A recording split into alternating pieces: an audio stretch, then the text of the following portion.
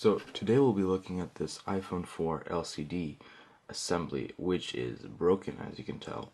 The thing with these iPhone 4 displays is that you cannot take them apart as with the older iPhones, because with the older iPhones you can separate the LCD from the glass, and now, because you cannot really do that, or maybe you can, but I don't know how, whenever I replace iPhone 4 LCDs, I replace the whole thing. So I have one of these spares and already took another one apart just to see what's inside. And I'll be tearing down into this one, so follow along. So on the bottom of the display, we have the cables.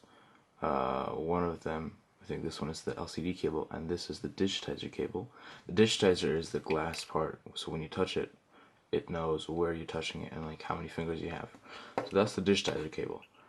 Then you have the LCD cable, and this feeds the data to the Retina display, as well as the backlight, so that you can actually see what's happening on the display. The home button and the camera and the mesh, they're all separate. They're on the iPhone itself. They usually you don't like replace it with the screen. So I found a pretty cool way to get into this. I just had to clean this up a bit. So I cleaned up the dust, or the smudges, the fingerprints, whatever. Then I took a suction cup and I pulled it up. So hopefully this will work. Yep.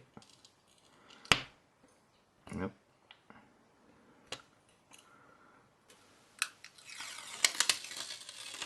We see here the LED backlight. So there are 1, 2, 3, 4, 5. Wait, sorry. 1, 2, 3, 4, 5, 6. There, 6 high brightness white LEDs, which get fed by this cable, ribbon cable, right here. There we go. This little cable right here. So we just removed this little silver reflective thing. This is the back of it. This is the mirror, basically. So any light that bounces, that goes here, it bounces back. So no light is wasted. It's also like acts as a protective cover of some sort because it's pretty thick. The next layer we have is probably some diffusion film for the LEDs. Not 100% sure because there are like a dozen layers here. But seeing as it's pretty thick and it doesn't want to come out. There we go. Seeing as it's pretty thick, and depending on how you look at it, there's different things you can do. Plus, an interesting thing I just noticed is that the bottom here is slightly less translucent and more opaque than the top.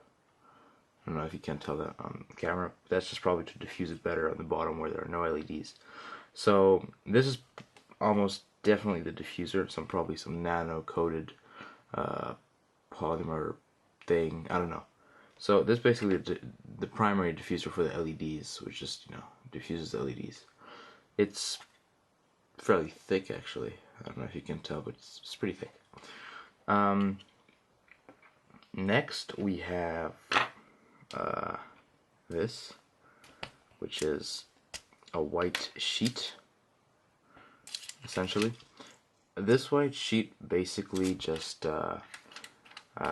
makes sure the light is white, probably, or something. I don't know. So this, I have to peel this off. And next we have what I think is a polarizer, actually. Actually, no, the polarizer will be at the beginning, at the front, because, well, actually, who knows, maybe, I really don't know. There we go. No, this could actually be a polarizer, because if you look at it this way, you can't see anything through, but then if you turn it around, you can actually see something through it, so that's pretty cool. That's probably the polarizer. Yeah, it's definitely the polarizer, actually. So, yeah. Then we have another thing here, which seems to be another polarizer, which I can't get out.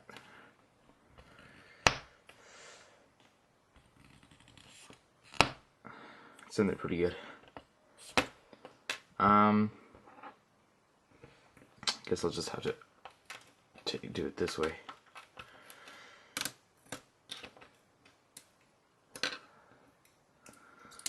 So now I'm removing the frame for the LEDs. I'm guessing this is the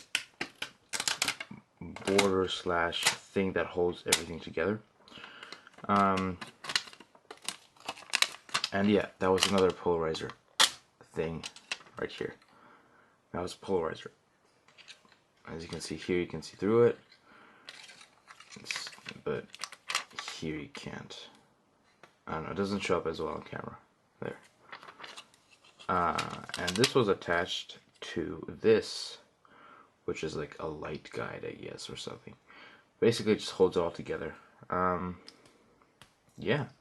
Next, we have the interesting bits. The LEDs, they're just like on a strip here.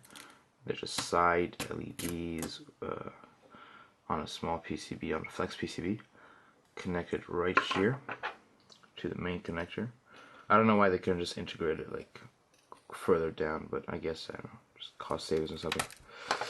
So yeah, those are the LEDs. Fairly high power LEDs, I guess. Though they wouldn't be too high power because otherwise they would draw too much current. So they must have found a perfect balance for this one here. Next we have the interesting bits. I think this is the LCD itself already here, which is kind of really hard to remove. On the one that I just removed a couple of minutes ago, I only was able to remove it because part of it was already like off, but here it may be glued down, so maybe not as easy. Although no, I'm already in it, so. This is probably the retardation film. Actually no, this is the LCD itself, sorry. This is the actual LCD. Like, when people say LCD, this is it. This is the thing with the cables. And this is your retina display. So yeah, and it's super thin. I mean, look at all the other stuff that went into this. This is like the main selling point, or one of the main selling points of this phone, and it's just like a couple of microns, well no, like half a millimeter thick, and yeah. An interesting thing that I noticed that it has a lot of oil. If you look here, there's a lot of oil, or something, I don't know what it is, between this layer and this layer. I'm not quite sure what this is. I'm guessing maybe it's another polarization layer, or because it's not, it's opaque, but it's not translucent, as you can see. I mean, you can see through it, but you know, there. So yeah, this is the LCD. Light coming through here and shines through, and then, you know, blah, you have an image. And here you have your last layer. This is the part that makes the iPhone really notorious, because this part is glued down to the glass. So if you just break the glass, like the person here has broken, and like most people actually break, you're kind of screwed. You have to replace the entire thing, which does make life a little bit easier because you don't have to deal with broken glass most of the time, but it's still, you know, it's more expensive, and at first it was more of a hassle. But yeah, so basically that is your iPhone display taken apart. And here are all the parts that I just took apart, excluding this thing, of course. This is the back reflector slash mirror. This is the diffuser.